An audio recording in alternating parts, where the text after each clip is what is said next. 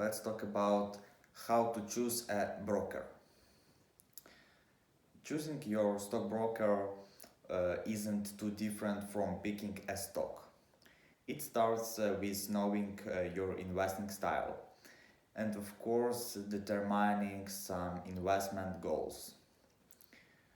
Today, you have more broker options than earlier generations ever did. But of course, a variety of choices, so welcome, can make decisions more complicated too. Let's look at the types of brokers out there, how they work, and how they charge, along with some all-ground thoughts about questions to ask and research to do. No matter what type of financial advisor you are considering.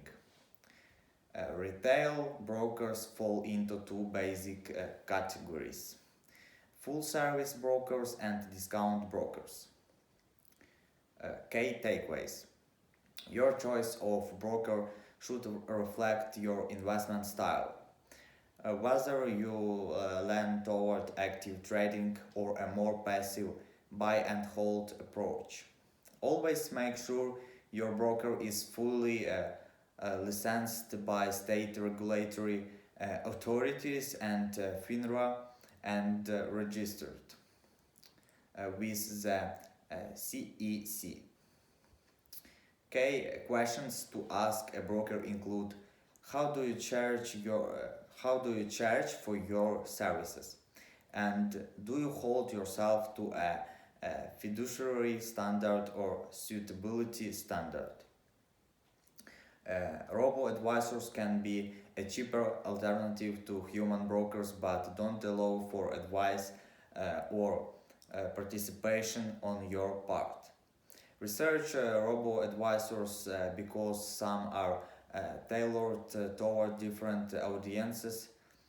For example, there are robo-advisors specifically geared toward women. What is a broker? There are two types of brokers: regular brokers who deal directly with their clients, and broker resellers who act as intermediaries between the client and a more prominent broker. Regular brokers are generally held in higher regard than broker resellers. That's not to say that all resellers are inherently bad. It's just that you need to check them out before you sign up. Regular brokers, such as those who work for TD Ameritrade, Capital One, and Fidelity, are members of recognized organizations such as the Financial Industry Regulatory Authority and the Securities Investor Protection Corporation. A broker is an intermediary between an investor and a securities exchange, the marketplace where financial assets are bought and sold. Because securities exchanges only accept orders from individuals or firms who are members of that exchange, you need a broker to trade for you. That is, to execute, buy, and sell orders. Brokers provide that service and are compensated either through commissions, fees, or payment by the exchange itself. A broker may just be an order taker executing the trades that you, the client, want to make. But nowadays, many brokers style themselves as financial advisors or financial representatives and do much more. As well as executing client orders, brokers may provide investors with research, investment planning, and recommendations, and market intelligence. Full service brokers versus discount brokers. There is a further distinction between full service brokers and discount brokers. As the name suggests, full service brokers routinely offer individual advice and recommendations, and these services don't come cheap. A full-service broker does much of the legwork for the investor. Discount brokers generally leave you to make your own decisions. Also, many offer the option to solicit a broker for advice on a particular trade for a fee. Some recommend some recommended a full-service broker for new investors. But frankly, it's often not feasible for a young person to go with a more expensive full service broker. Today's online discount brokers typically provide a vast array of tools for investors of all experience levels. You will learn a whole lot more about investing if you do the legwork yourself. Costs and fees. If you are under a city, chances are you are limited by your budget. Trade execution fees are important, but there are other brokerage fees to consider. Knowing the fees and additional charges that might apply to you is essential to making the most of your investment dollar. Here are some costs to consider. Minimums. Most brokers require a minimum balance for setting up an account. Online brokers typically have the lowest minimums, ranging from $500 to $1,000. Margin accounts. A new investor might not want to open a margin account right away, but it's something to think about for the future. Margin accounts usually have higher minimum balance requirements than standard brokerage accounts. You also need to check the interest rate your broker charges when you trade on margin. Withdrawal fees. Some brokers charge a fee to make a withdrawal or won't permit a withdrawal if it drops your balance below the minimum. On the other hand, some allow you to write checks against your account. Also, they typically require a high minimum balance.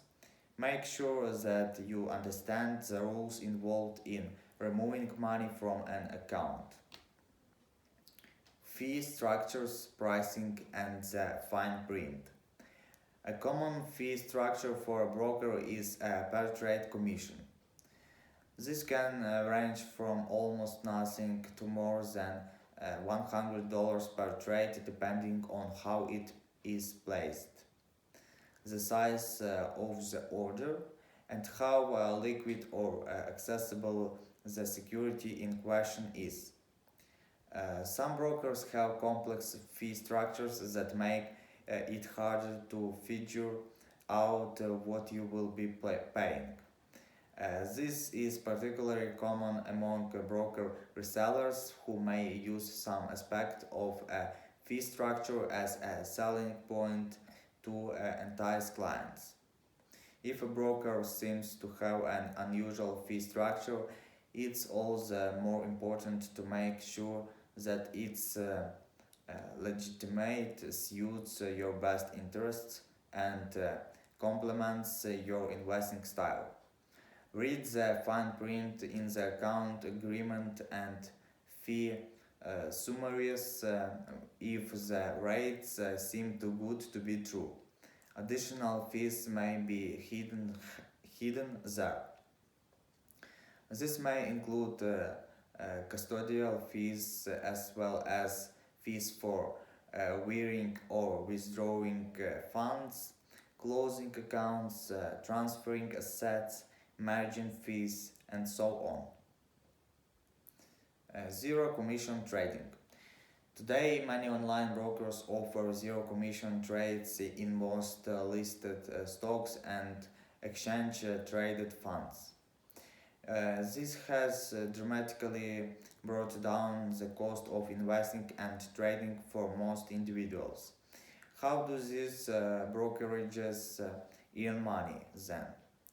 Uh, Primarily through a process called payment for order flow. This involves routing customer trades directly to specialized trading firms known as market makers who literally, literally, literally pay the broker for the opportunity to be on the other side of your trade.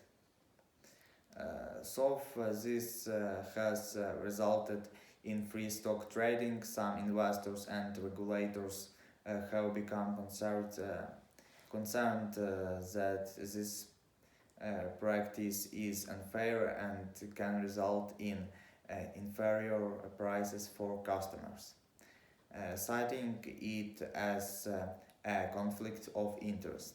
Securities and Exchange Commission Chairman Gary Gensler has recently remarked that the SES would evaluate payment for order flow and could ultimately ban it in the future.